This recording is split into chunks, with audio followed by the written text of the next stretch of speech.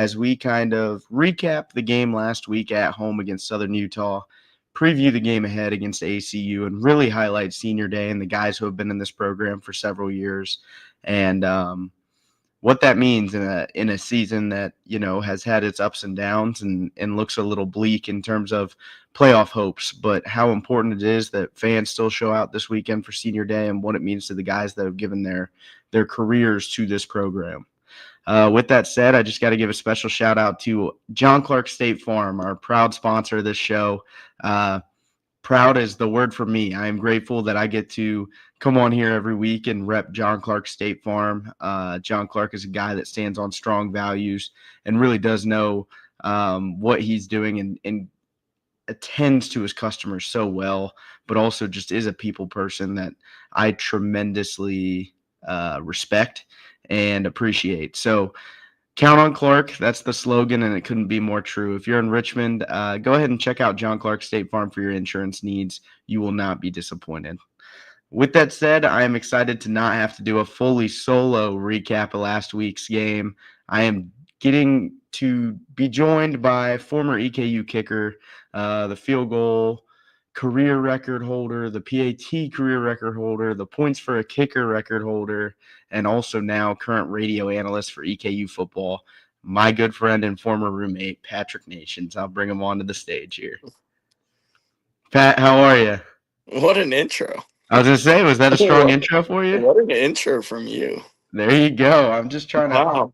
I know I'm not up to par. I know I'm not a radio guy, but I wanna get the extra pizzazz there like you do as I've tuned in to the games. I know we got to have you on after or before your very first radio game of the season. I think this is your last one because you're doing all the home games where EKU does the radio.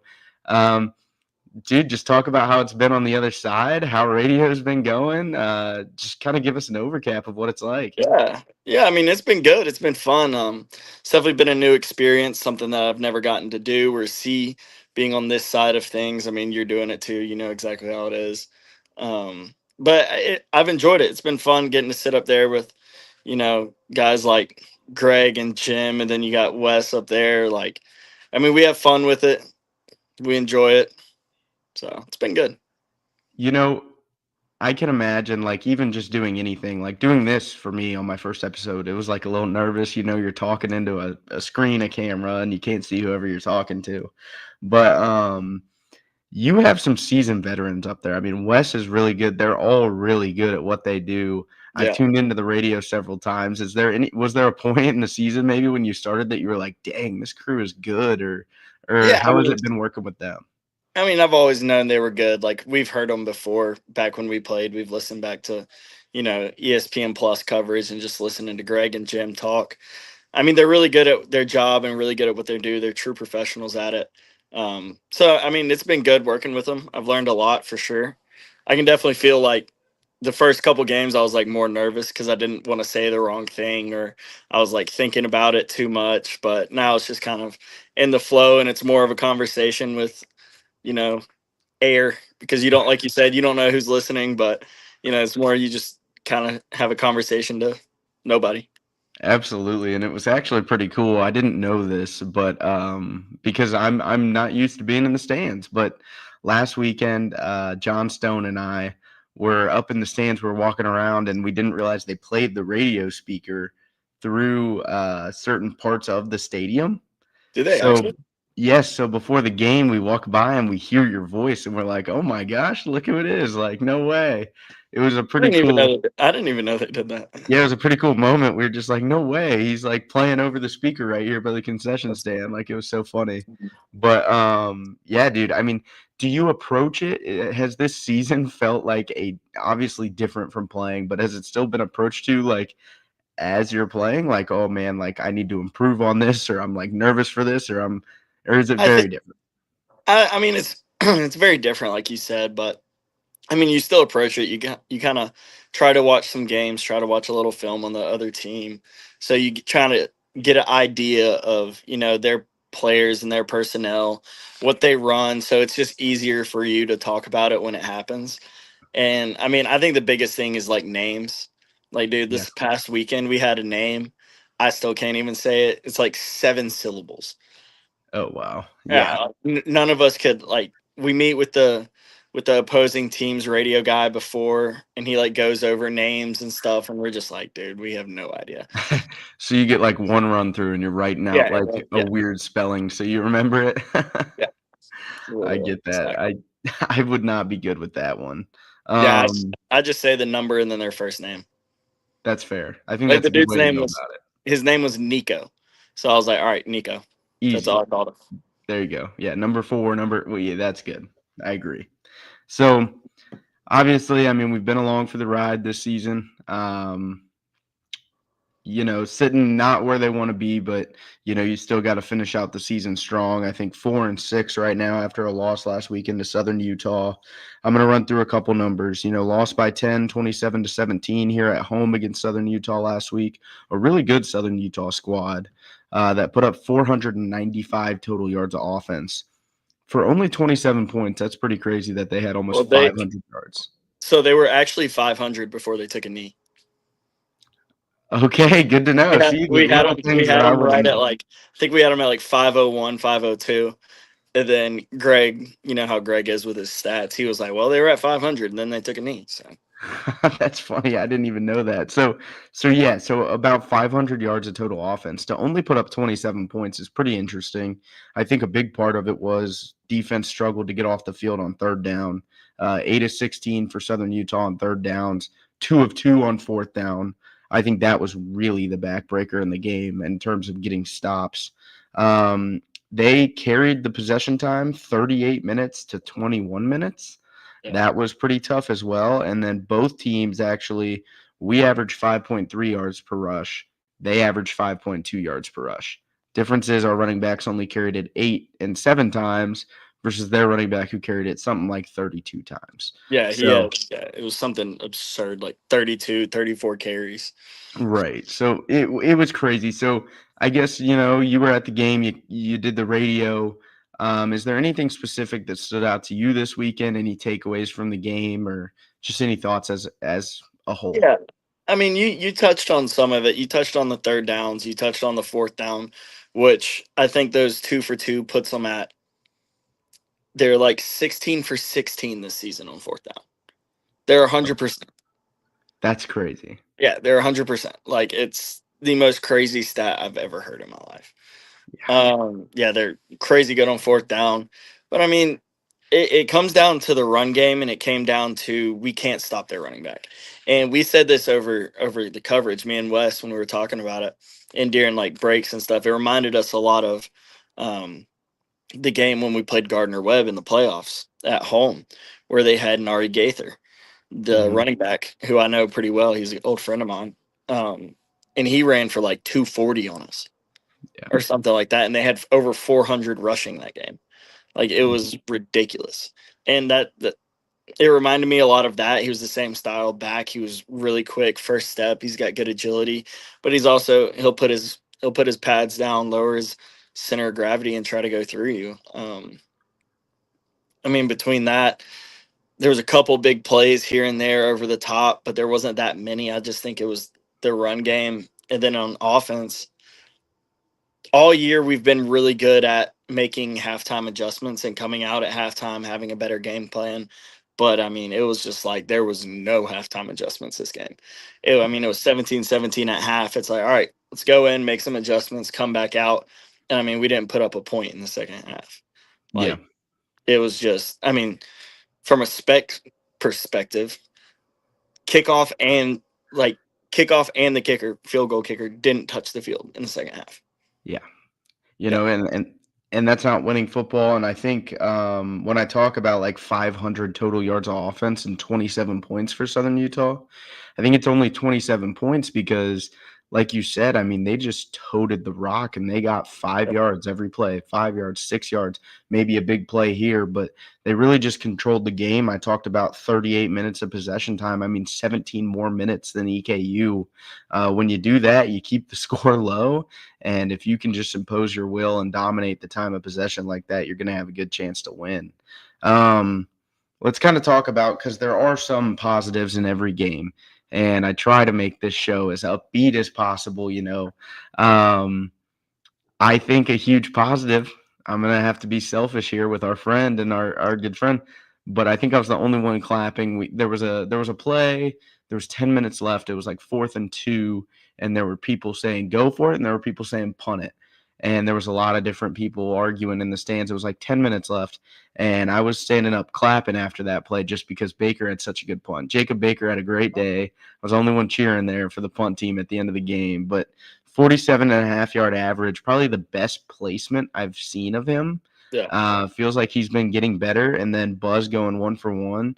Talk about kind of the value of the specialists and what you've seen out of them this season.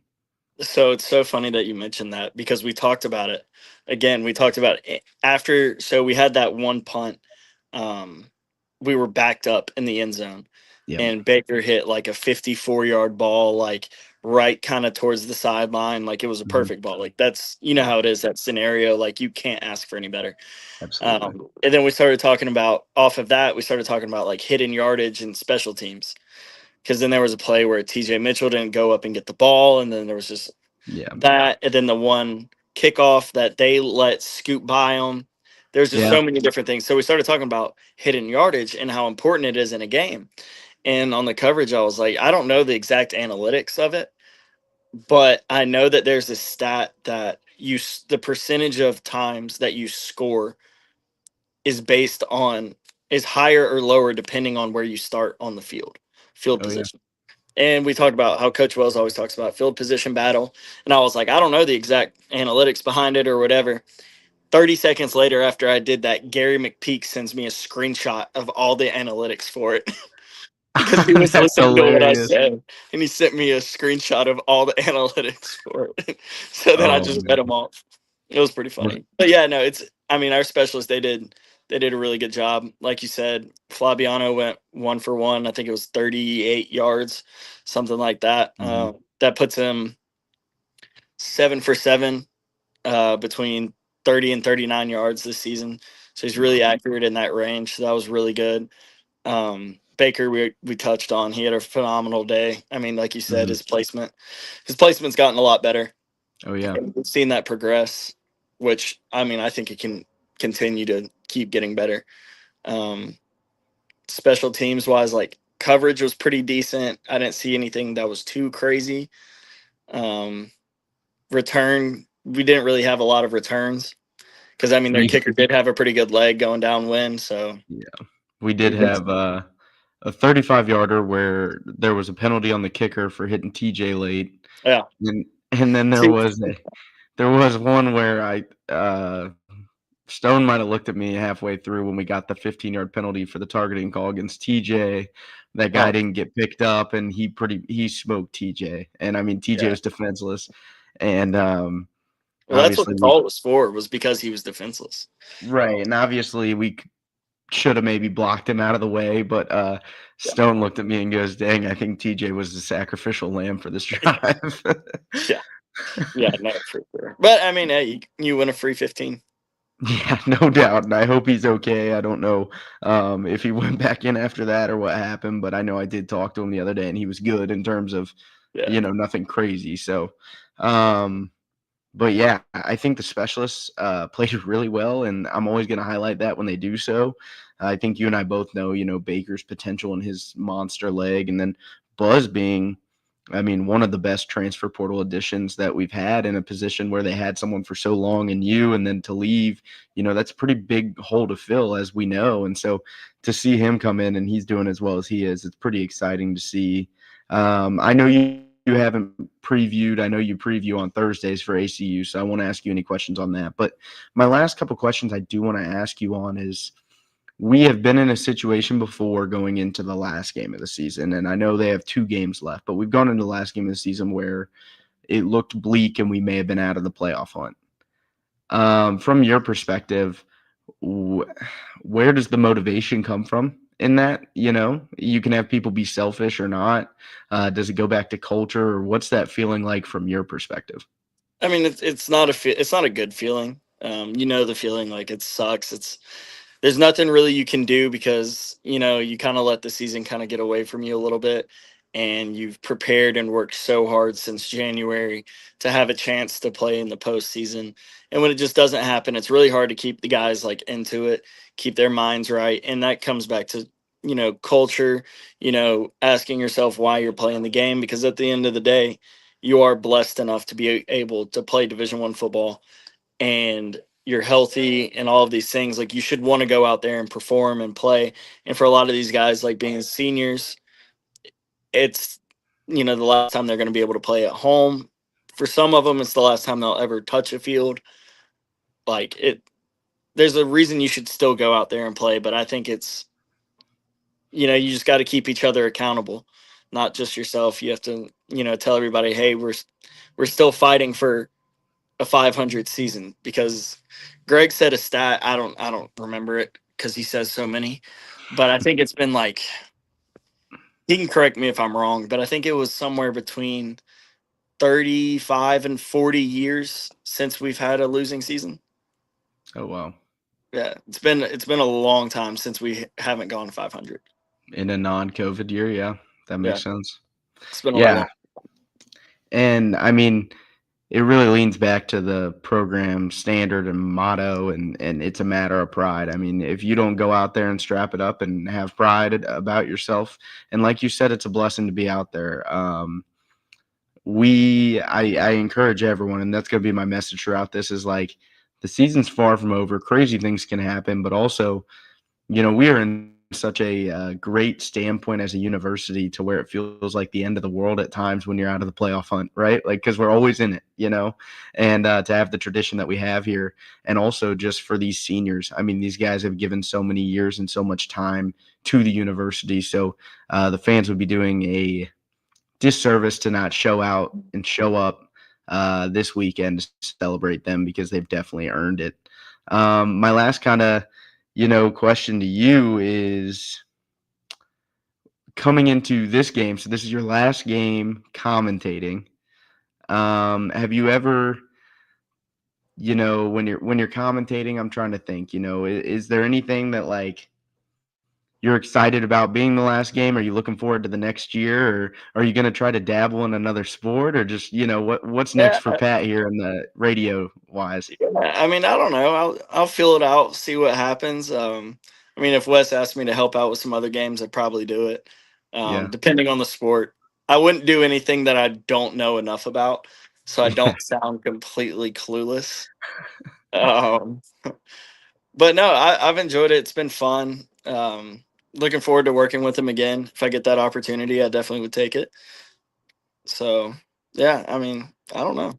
I Well, guess it's it's just kind of awesome. one of those things that if it happens, it happens. Just kind of keep it going. Yeah, well, it's been neat, and I mean, no better person, with the perspective that you have and the history that you have with the program and all that you've accomplished. It's definitely cool, just as your friend, to be able to hear you over the radio, but also to, it's neat for having that player perspective and a guy who's been through the program. So I definitely hope there's many, many more years of Pat Nations on the radio, and this is just the beginning. But good luck moving forward. Good luck in the last game. I'm sure I will see you there, and I will let you know what I am doing before if we want to grab some lunch or something. But Yeah. I appreciate you coming on the show, and as always, it's a pleasure. And I'll see you Saturday. All right, buddy. We'll see you Saturday. Awesome. That's kicker and current radio analyst Patrick Nations. Super grateful for him. Grateful that he came on to break down this week's games. And I'm also grateful for this guy coming on here on the screen soon, Zach Rusell, tight end for EKU. He is a senior. He is partaking in senior day. It is his last year of eligibility, and we are very grateful that he's here for 3 years, I believe, here at Eastern, and finishing it out as a colonel, a Kentucky native, and coming off a reception last game and some great blocking. Here's tight end Zach Rusell. Mr. Chevy, how are you? Is it working? Oh, we got you. There, Oh, it's yeah, working. you good? Can you hear me? Oh, yeah, I hear you. All right, good deal. How's it going? I'm good. How are you doing? Living the dream. All right, so here's the thing. I saved it for last, but now it's moved up to first in line. Everyone looks at you. How many strangers come up to you on a day-to-day basis because of that mustache that you're rocking right now? And what's it like to carry that mustache around everywhere you go for all the years that I've known you? I mean, about 5 or 10 a day, it was come and said, "Dude, I love your stash." I mean, at first it was a joke, and now a lot of people start to like it, and I get a lot of praise for it. So I'm like, I can't get rid of it now. It's me forever Exactly. now.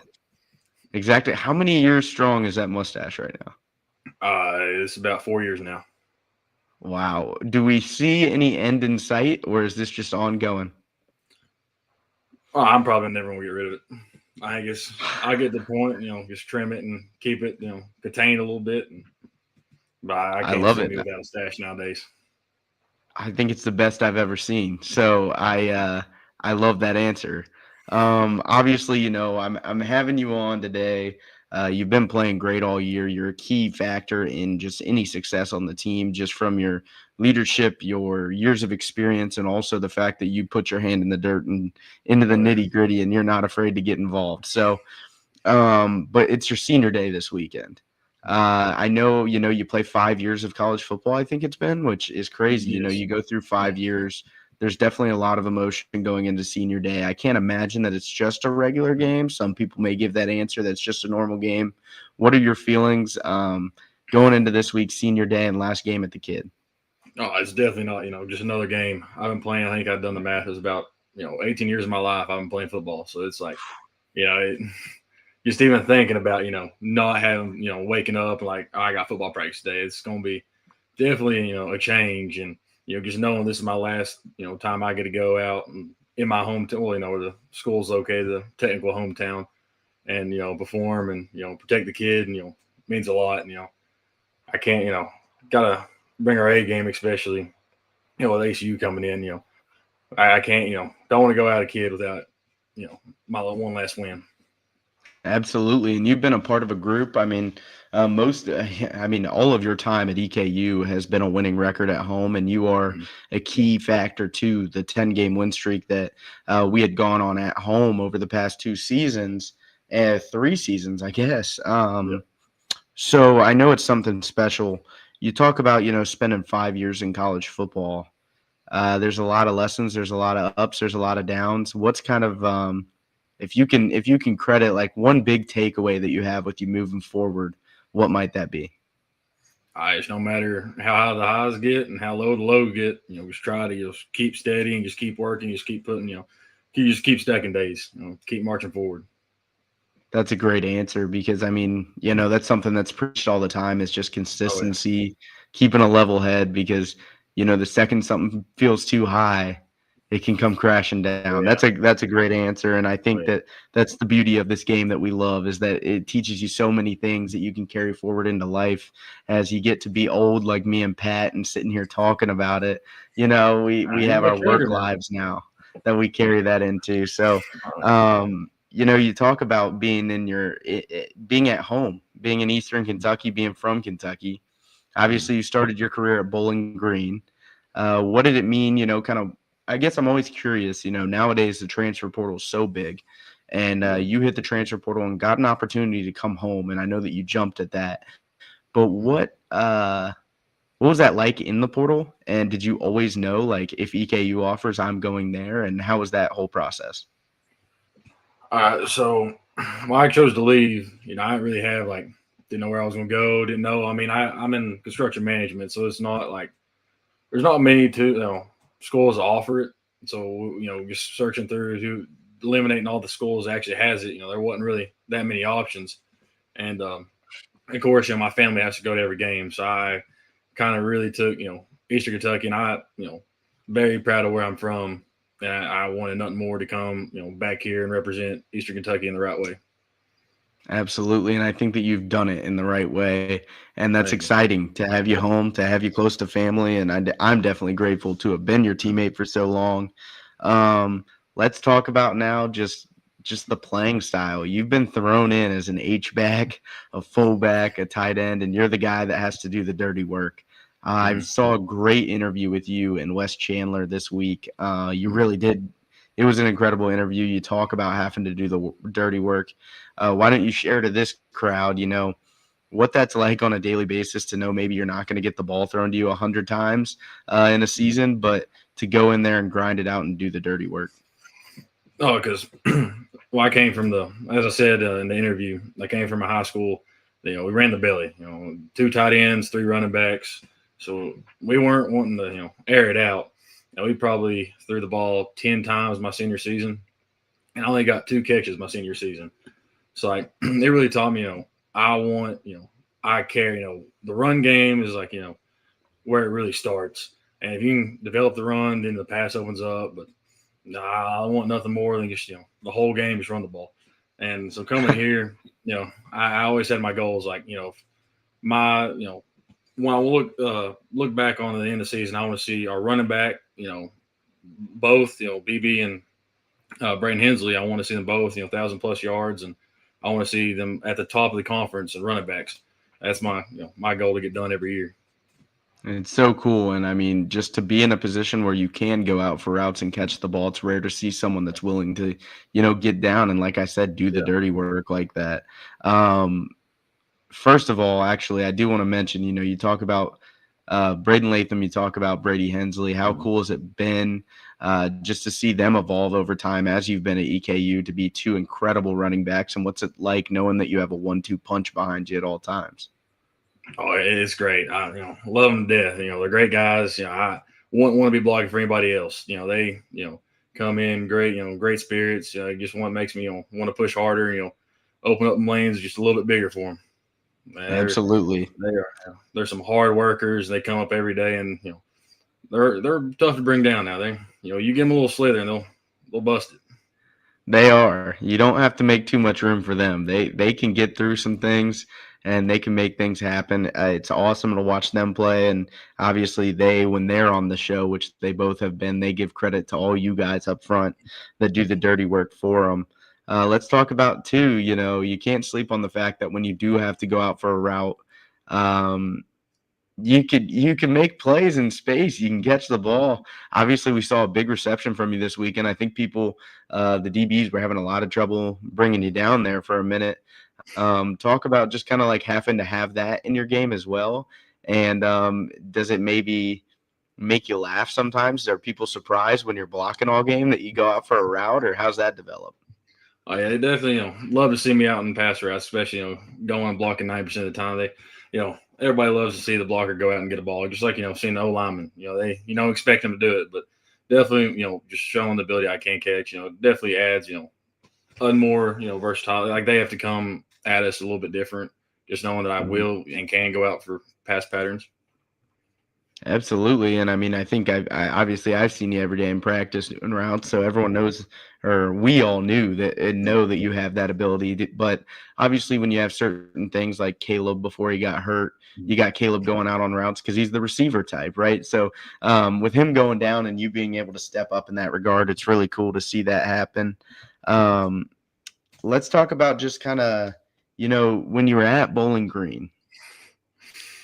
You know what I'm going to bring up. You played EKU, which is kind of crazy to play against a team and then get recruited there and go to EKU, right? So, but that is one of the greatest games for a lot of us people my age and even your class at EKU. That was our junior year, I think, my junior year. It would have been your sophomore year or something like that. EKU goes to Bowling Green and beats them in 7 overtimes. Unfortunately, you're on the bad guys' side in that way. Over at Bowling Green, what was that like for you guys in the locker room, and what is it? How funny is it now just being on the other side of that? It sure wasn't nice at the time, especially going, fighting your tail off for what was it, about 4 or 5 hours, especially all the extra plays. Just to do all that, just come to the locker room, and you just feel heartbroken. Like just thinking of what you could have done wrong, and just thinking all the what ifs, but. Now coming back, sometimes they'll pull up clips, here as Bowling Green, they'll look at, Chevy, you see this? Every time, I wish I was on the other side. I wish I made that, made the switch more earlier.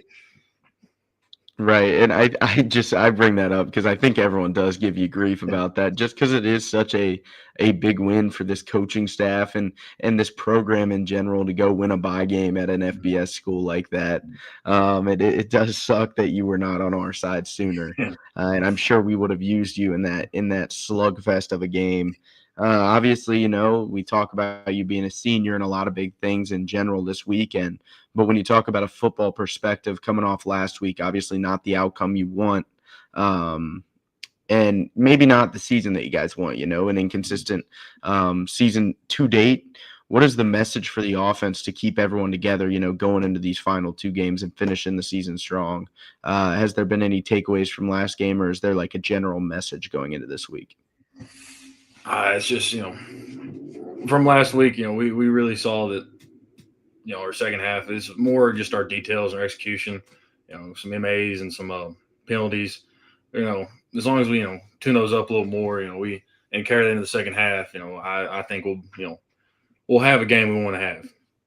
And, with our offense, I think that with how everybody's going, that what was it? I just lost my train of thought. Oh, where was it going? We all know, like, Well, we talked, with the seniors, we played a big role in our offense, and just knowing that we only got 2 more guaranteed games, we really care, and we can see the passion amongst our team, and like everybody's starting to pick it up for practice. We're really trying to focus in and really try to send us out on the right message. Absolutely. And, it's a matter of pride is still the slogan here, and I think that everyone does a great job. The culture's strong to where that is taken into account with everything that you do as an EKU football player. And I do believe that, like you said, there is a lot of seniors on that team. And there's a lot of seniors on your guys' team that I think will set the tone and do carry the message forward.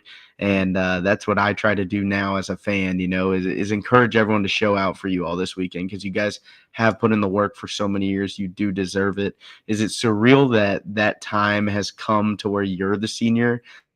Given the speech in terms of, hey, everyone, play for the seniors, play for me. Because I know that's a weird feeling when you're going through football and every year it's, oh, play for the seniors, play for the seniors. But now you are the senior. How weird is that feeling? I know we've talked a little bit about like this weekend being big, but is that just a unique feeling now? I mean, I wouldn't say unique, because now I'm like, all right, now I'm at the end of the line now. But I'm hoping everybody else takes the way I took, because I was I care about everybody I play with, and I'm like, I'm not going to let them go out the wrong way. And from what I've seen, I think everybody in our team feels the same way, and we all care about each other, and we're going to put our best foot forward for each other.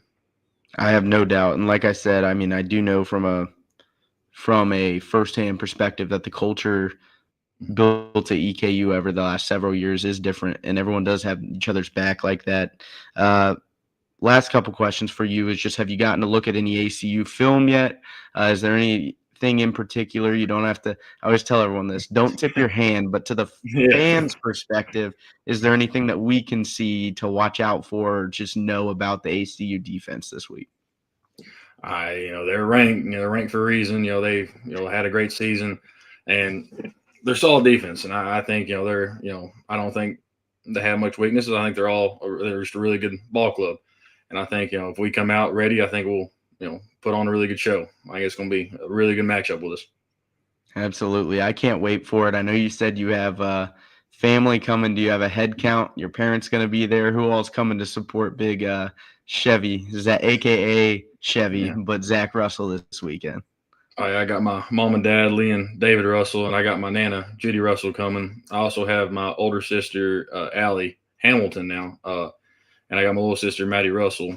And I also have my girl, Lindsay, is coming to the game. That's awesome, man. I hope that, I hope it's a big weekend celebrating you, and I hope it's a big weekend celebrating a Colonel victory. I do appreciate you coming on and joining me tonight. It's always good to see you, and I'm excited for what you got this weekend. Oh, thank you. I appreciate the opportunity. Absolutely. That's tight end Zach Rusell for EKU, a senior, good friend. I'm very grateful that he was able to join us today. It's always a pleasure talking to him. It's always a pleasure seeing that mustache.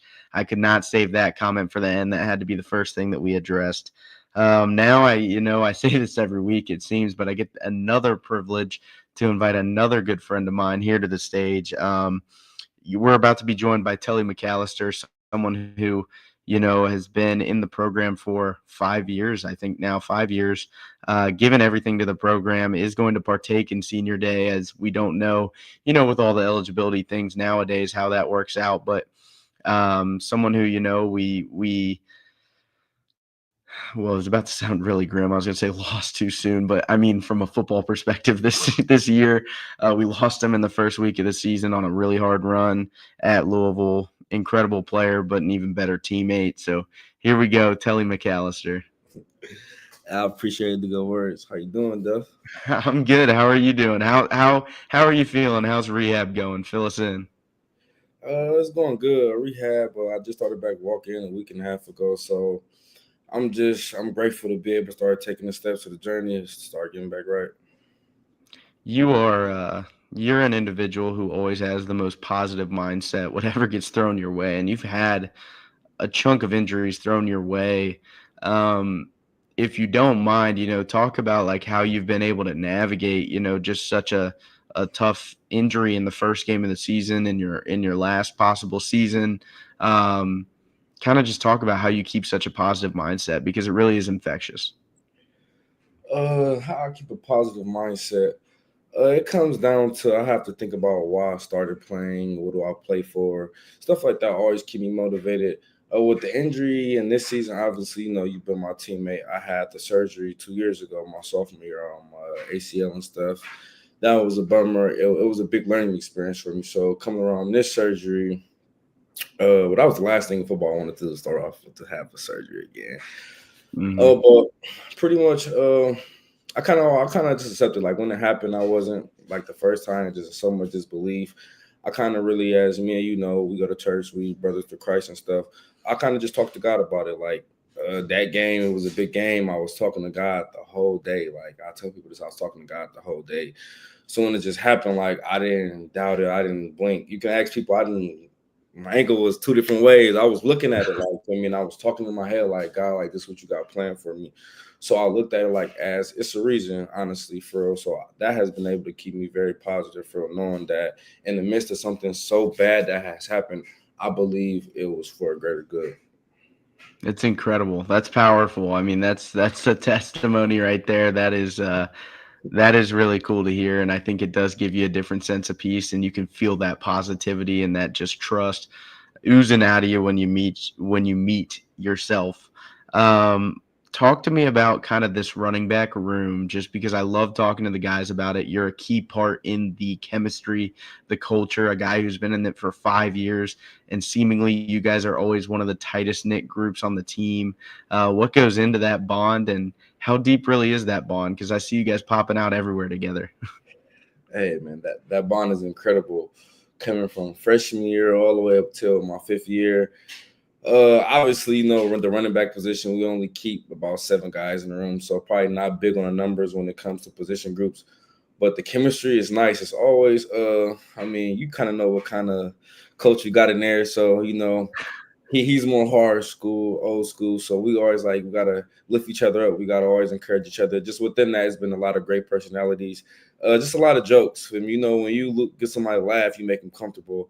And I want to say all those running backs, those guys are funny coming in from the freshmen to the walk-ons to the BB. Like everyone's funny. Like it literally feels like a family. Like when you're in there, we're in meetings. Like it's times like to where we have to be like, all right, like let's lock in. Let's just meeting time. Like it be contagious. It's honestly great. Off the field, pretty much see everybody. We all talk. We're in group chats and stuff. We send each other funny videos, make comments. We have a player who just had a baby. We've been there for him. We've been watching his daughter just grow as she's getting bigger and bigger. So it's just been great. Like it's definitely a family vibe. Definitely family oriented. I feel like that's what keeps us strong, just giving us that comfortability and connection. It is unique. I mean, you guys really do show out for each other in big moments, like someone having a kid and even someone going through a surgery, obviously. I mean, I think you guys really do show out for each other. You guys are one of the funniest groups to be around in general, and also one of the most competitive groups when it comes between the lines, and just the talent from top to bottom in that room is unbelievable. And you can see it every time you guys get an opportunity to get the ball, each and every one of you guys. This weekend's a big weekend for you. I mean, it's senior day. You've obviously, we talk about the ups and downs of your career, but someone who's stuck it through and through. And I can't highlight enough, you are a big part of the culture with the team. You're someone who's always been vocal, always been a leader, and always been encouraging to others, as you mentioned. What is kind of the emotion going into senior day, knowing it could possibly be the last time that you're out on Roy Kidd Stadium as a player in a uniform? Because I think we're talking about maybe having you in the uniform for senior day. Just talk to me about what that emotion's like and how important this is. The emotion. I feel like it hasn't bothered me yet. It'll bother me when I put on that jersey when I'm struggling trying to get in them pads because I will dress out just to get some pictures, just to get the just to feel good out there for just like you said, it could be the last time that I do put on some EKU uniform. But yeah, it means a lot. I've been here for 5 years. Came in permanent with Wales' second year. So, and like I said, every year I tell people this, like when recruits come, like every year I got to see our program get better, teammates get closer, like form bonds. So like every year it'd be something to look forward to. So it's very important. I'm gonna just be able to take it all in. Like I said, I'm very thankful. Look at me and you. I'm pretty sure I'll be talking to you 10 years from here. We'll be looking back, Absolutely. being a part of the Warren Cleat Club, being a member of that. It's a lot of memories I can look back on, laugh and rejoice. A lot of great people I've met that I'll still be in contact with. A lot of brothers becoming closer to Christ. It's just a lot. So I'll be able to all just take it in and not really mourn it, but actually I'll enjoy it. I'll celebrate it. I'll appreciate it. That's kind of the outlook on how I'm looking at it. It's a great outlook. I mean, it is something, you develop and you grow as a man, as a human being, and there's just so many great things when you spend 5 years at a university. Talk to me about, I mean, obviously you've gotten your degree from this university, you've stuck it out through thick and thin. We live in the era of transfer portal. People transfer all the time, what kept you, just because I ask this to everybody, no matter who they are, in a year where you stick 5 years to one university, what kept you at EKU? What was the draw to keep you here? And is there a certain sense of pride to be so deeply rooted in a university and in an era where people go to 3 and 4 colleges, Yeah, truthfully, the biggest thing that the pride, like they said it a lot, like pride, having the pride in just knowing that players when you stay from freshman, you keep like it's the culture. When you bring in a lot of different, sometimes transfer portal guys come in and be able to help the culture out, adapt to the culture. But I feel like they don't never really know it. As a guy, you went here for 6 years, you got to see the team change every year. But it was a lot of those guys that kept the culture going that were still around, that knew how coaches was, that knew what EKU was about. You can't just come here. Well, one thing, you can come here and play, but like our fans, Richmond, Roy Kidd Stadium, like it mean a lot. Like for me, I feel like people don't understand that. So after you grasp that and you know what you got, you kind of just keep it going. Like you want to keep it going. For me, I chose this university for a reason. I always wanted to see it be its greatest potential, and that's still what I hope for it. So I always just hope that I could have helped increase the value to that. And you have. I mean, it's an incredible feeling, nowadays. It used to always be that way. People would stay 4 or 5 years at the same university, but nowadays, guys like us who are 5 years in the same spot, it is rare, it's a different, pride. I'm sitting here doing this show. I go to the games, I watch every game. There is a certain sense of pride, and there's a certain sense of belonging when you meet the community and do different things like that. If you have to highlight, maybe a favorite game, play, memory at EKU so far in your time playing football, could you think of one? Which one would it be? A specific one. I tuned in a little bit at the end of Chevy's when he was just on. And we always gotta go. The Bowling Green one is always just gonna mean so much. A lot of people might just say, "Oh, y'all had tied for the NCAA most overtime," but just the game, the atmosphere, with the situation with Wells being gone, Gary stepping up, us Yeah. coming for FBS loss for me going into somebody else's house after a week.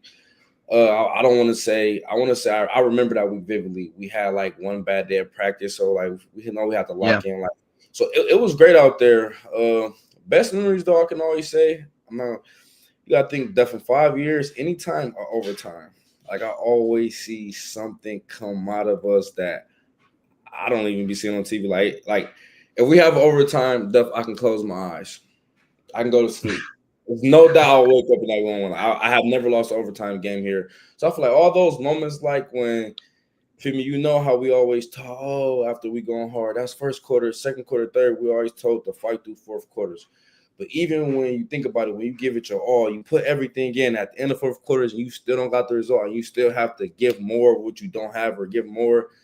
It's just always nice to see. And then seeing us come out on top, obviously, feel me, the matter prior to winning, like, it's great.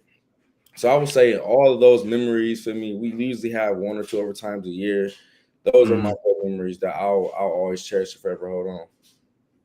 We definitely have an incredible record in both of our time at EKU in overtime. They have been some incredible games. I think of Austin P last season. I think of Tarleton 2 years ago or whatever that may be.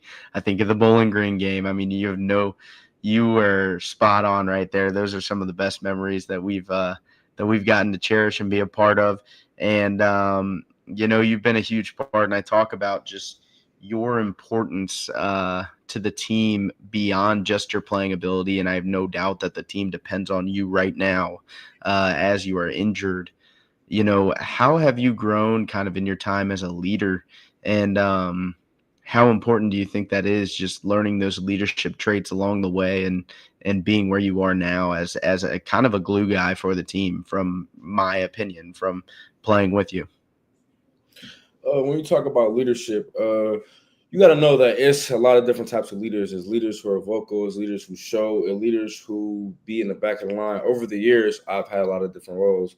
I've had the guy who had to enforce, hey, guys, we need to do this.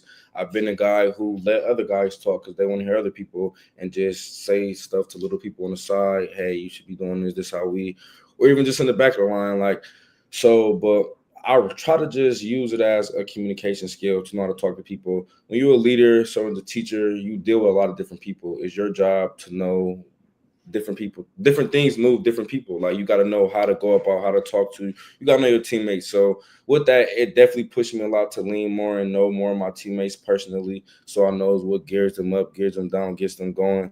So that's definitely the best thing. Probably I definitely leaned into knowing more of my teammates from me being stepped into that leadership role. That's super cool, because you are super. I mean, I think anyone that meets you, they feel instantly, like they're boys with you. Like, you really are intentional about the relationships you build. You are a great leader and a glue guy for the team. Now let's talk about, outside of football. A lot of talk about football. You got your degree. Was that in the spring, I believe? Yes, and 2025. What was your degree in? What are your goals, once football's all said and done? I graduated with a bachelor's in engineering technology management.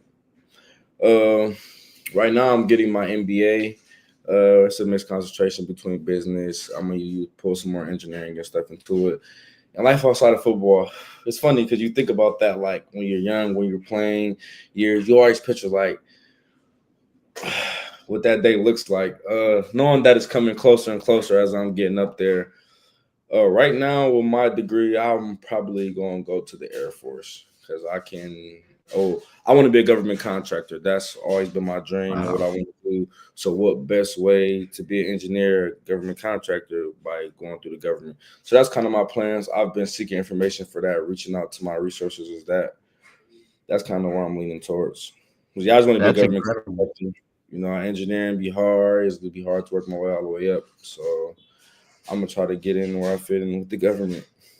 That's super neat. I think that's a unique answer for everyone, just because, I think a lot of people, will sit here. I mean, I probably, if you asked me that when I was in your shoes this time last year, I probably would have told you I don't know. So, to kind of have your direction, to know what you want to do, and also just I mean, to get an incredible degree like you've gotten and then stack an MBA on that, there's no doubt you're setting yourself up for a lot of success in the future. Kind of my last question going into this weekend, we've already highlighted it.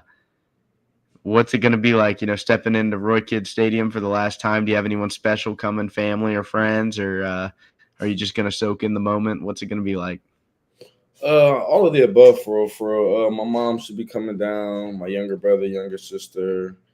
I got more younger sisters. Don't know what they all doing. Who coming down? Hopefully they all do. That's what I'm looking for down. But I'm definitely just going out. I'm definitely going to just go out there, soak it in. Had a lot of great memories in there. I still remember the first game ever at Roy Kidd Stadium, my freshman year. I definitely want to go out there and just see my boys play. Just leave it all out there for that's what I'm looking for. They always ask me, "How you feeling?" I tell them, "I feel better when you make a play, when you do this and that." When they ask me, that's what's gonna make me. You gonna get to see me stand up, get to screaming. Game when that whistle blow, I'm gonna get locked in. And still, Absolutely, and be an encouragement and help teammates, just be there for them any way I can. Absolutely. I mean, that's a great answer, and I'm excited for you this weekend. I did remember I kind of wandered there on that last question because I knew I had another one, and this is the final one. Obviously, I know you well, and I know how big FCA has been in your time at EKU. Just give you the opportunity to kind of just give a quick shout out to FCA and just kind of what that community's been like beyond just football and the roots that you've built here, or the roots that you've grounded here in Richmond, Kentucky. Hey man, big shout out, big shout out to FCA. No matter where you at, if you out of school, get to it. FCA, it's just be the community. You gotta think when you go to a college, you from Dayton, I'm from farther up north. You go to college, you don't know nobody, and even if you do, you're on a sports team, so all you know is your sport. Feel me? You gotta think as a student athlete. If people don't know, it's a job. You're busy a lot of the time, so you have to find your balance. So sometimes people might not be able to get into their personal life as quick in college. For me, I wasn't myself. So with FCA, it definitely gave you a different community, definitely let you reach with other athletes as much. And just it allows you to let you know that people go through the same thing as you. That it was always comfort in that, knowing that, someone else is going through hiding behind their identity of a sport or leaning into it too much. If something ain't going right with coaches, like everyone's dealing with it. So it definitely was always comfort in that. Andy, you gotta love Andy, always giving great encouraging words, praying.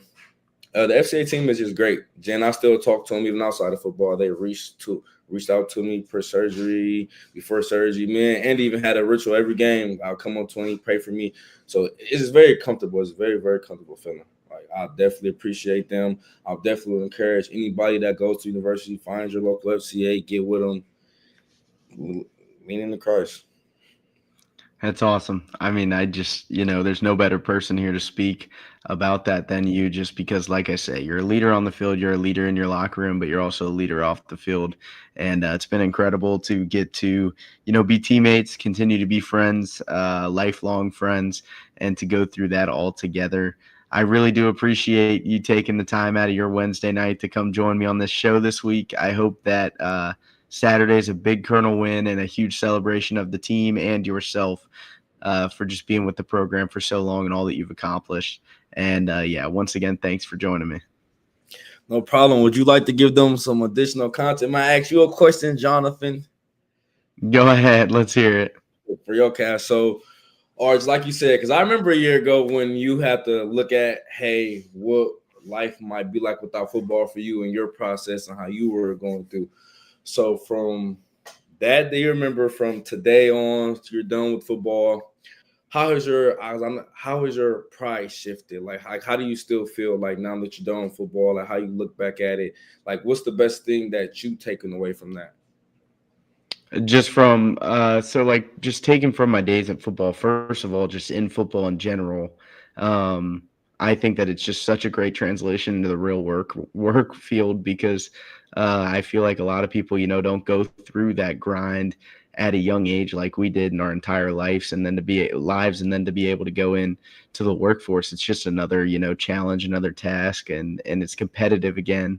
But also now, just in terms of pride and sitting back now, I get to, I have a little bit more free time now. I get to do something like this, and I get to talk to my old teammates, and I get to show my love for my university and my pride from my playing days at EKU. I'm probably one of the nuttier fans in the stands when I'm there. I'm usually up hooting and hollering. I was telling Pat was on the show earlier, and I was telling him about how everyone was kind of mad when we had to punt with 10 minutes left in the game, but Baker hit a bomb and I was the only one up celebrating and clapping for the punt. So there is just, like I said, you pour in a lot of time.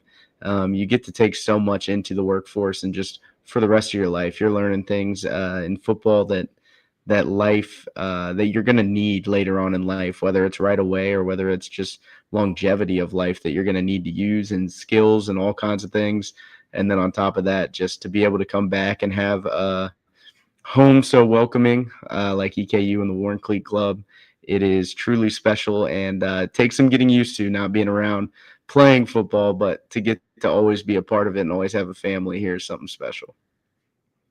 That's good, brother. We good to have you back. And my last question to go is, on a scale from 1 to 10, how much do you miss Walt Wells fall camp?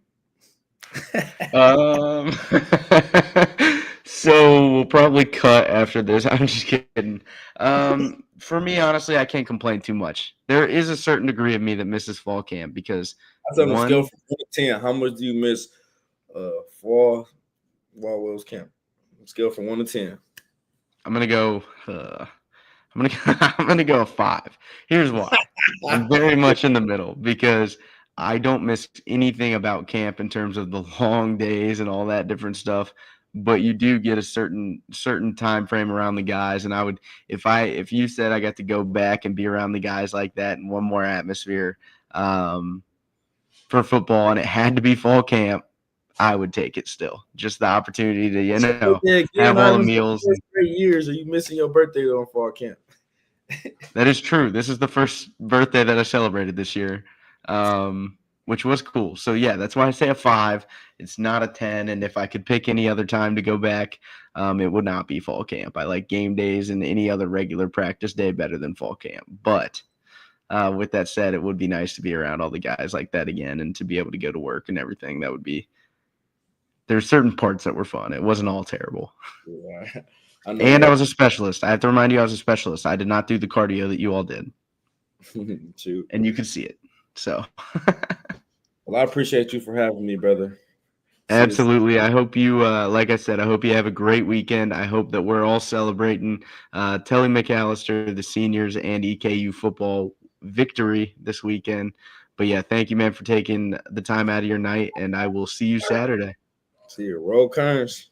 Roll Kearns. That is running back Telly McCallister. Super grateful to have him on. Another great friend and another great teammate and another great person to have on the show.